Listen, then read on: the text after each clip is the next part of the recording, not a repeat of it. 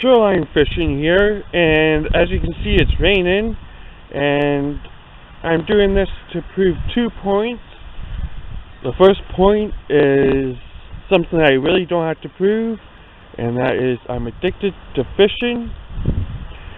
But the second point is a myth, and that is the fish don't bite when it is raining.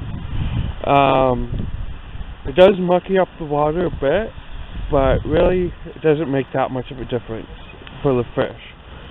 They don't care if it's raining or not. They still eat, they still do all their other things. It's not like they really worry about getting wet. So, let's fish.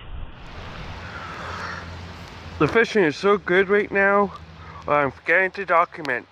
But here's a nice sunny for you. Let's fish. Here's a nice little porch. Turn back. Now, something I like about fishing in the rain is it just makes me feel like I'm a kid again. That's something I like about fishing, is that I almost feel like a kid. And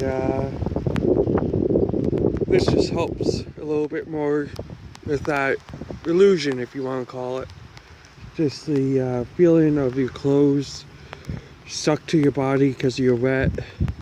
Almost feels like being in a splash park or something like that. So let's fish.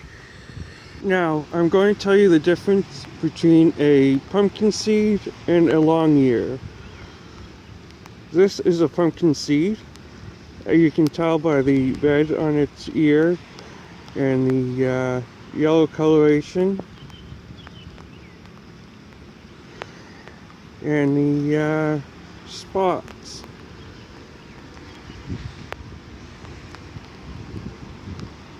Now when I catch a long ear, or as I like calling them, black ears, I'll show you the difference. But it is a beautiful fish. The pumpkin is a beautiful fish.